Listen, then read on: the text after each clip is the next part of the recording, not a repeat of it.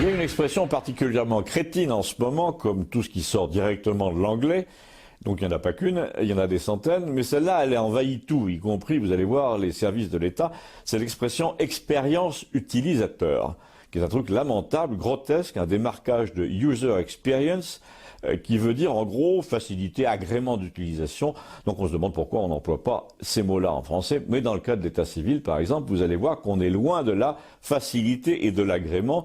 C'est peut-être pour ça qu'ils font les choses ainsi. Donc vous demandez à changer votre carte d'identité à Campagnol, à la mairie, et la fille un peu honteuse vous explique que ça a changé et qu'ils peuvent plus le faire ici, il faut passer par Internet.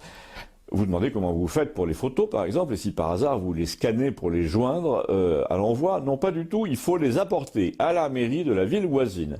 Mais pourquoi pas ici?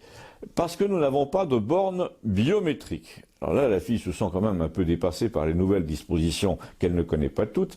Déjà, donc, on devine que son emploi est menacé parce que son seul rôle dans cette affaire est d'aller vous chercher un imprimé qui s'appelle « La carte d'identité à portée de clic », sous-titré « L'État simplifie mes démarches dans mon département ». Toujours cette façon gnangnan, niveau CE2, là, qu'emploie l'État français, qui s'adresse à des demeurés sur le ton « Je mets mon cartable sous mon siège et j'écoute bien la maîtresse ». Alors la première leçon de tout ça, c'est le paradoxe invraisemblable entre la simplicité puérile de cette expression, on se croirait donc dans Casimir, et la complexité des démarches à accomplir, et là on est plutôt dans Matrix.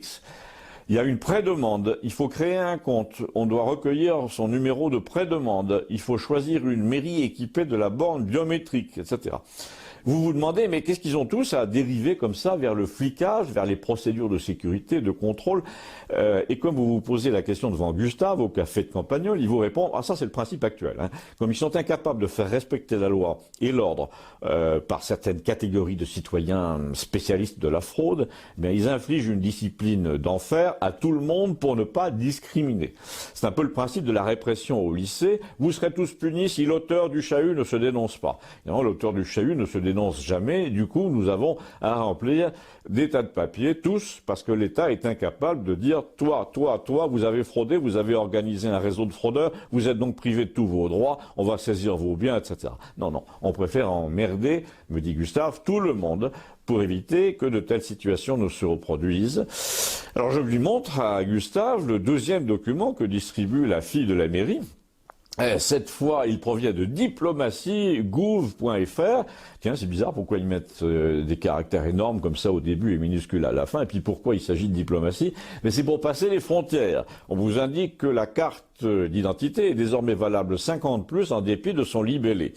Alors c'est commode, me dit Gustave, t'imagines, tu te pointes en Allemagne à Berlin, mettons avec ta carte périmée depuis 2 ans, et là on te dit qu'elle est périmée. Alors tu leur montres ce papier, et bien entendu ils te disent qu'ils n'en ont rien à foutre, que le gouvernement prolonge la validité, eux ils voient que c'est plus valide et c'est marqué là.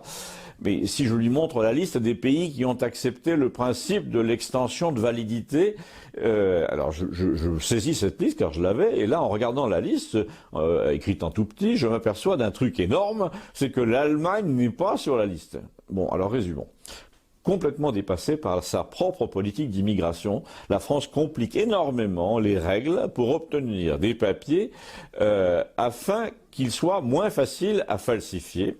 Ensuite, complètement dépassée encore par sa propre politique de renouvellement trop optimiste des papiers, elle ne peut pas suivre la règle des 10 ans qu'elle s'est imposée. Ensuite, elle essaye de faire endosser ses erreurs par ses partenaires européens, dont le plus gros n'est pas d'accord, et pour cause, car s'il y a fraude à la nationalité française, on peut retrouver ces gens-là en Allemagne sur le marché du travail à cause de Schengen. Donc, la France est visiblement un maillon faible dans le contrôle, puisque les autres pays s'en méfient pour la plupart. Allemagne, Autriche, Chypre, Danemark, Espagne, Estonie, Finlande, Irlande, Pays-Bas, Pologne, Portugal, Roumanie, Royaume-Uni, Slovaquie, Suède n'ont pas dit qu'ils acceptaient de considérer votre carte d'identité comme valide quand elle ne l'est plus.